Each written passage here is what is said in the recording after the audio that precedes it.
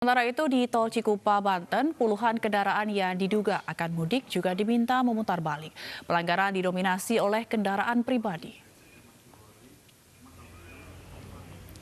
Lebih dari 50 kendaraan yang melintas di gerbang Tol Cikupa, Banten diminta memutar balik oleh petugas. Kendaraan-kendaraan ini diduga akan mudik ke Pulau Sumatera melalui Pelabuhan Merak, Banten. Kendaraan pribadi yang melanggar diminta memutar balik melalui gerbang Tol Cikupa.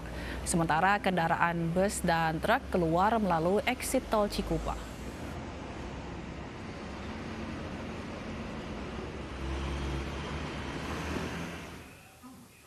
Dan kali ini kita akan bergabung dengan rekan Yosefina Damaris di Tol Cikupa, Tangerang, Banten untuk mengetahui kondisi terkini di sana. Selamat malam Yosefina, sudah berapa banyak jumlah kendaraan yang terjadi atau yang dirazia oleh petugas?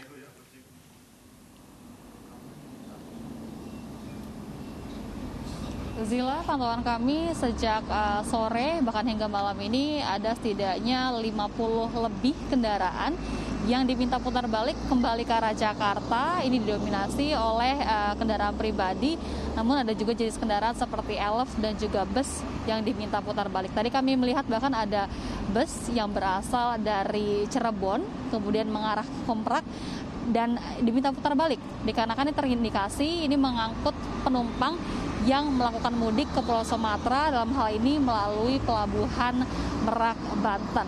Bisa dilihat Zila bahwa sampai dengan saat ini pengawasan pembatasan kendaraan masih dilakukan di kilometer 31 tepatnya di Tol Tangerang Merak. Ada sejumlah petugas yang bersiaga yang melakukan pengawasan pembatasan kendaraan di sini.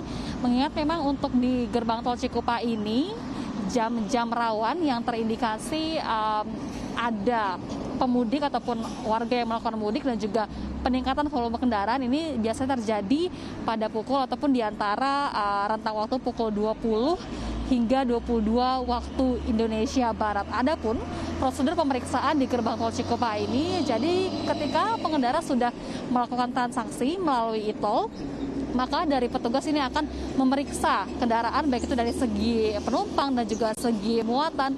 Untuk kendaraan pribadi misalnya ini dari pengendara akan diminta surat ataupun kartu identitas.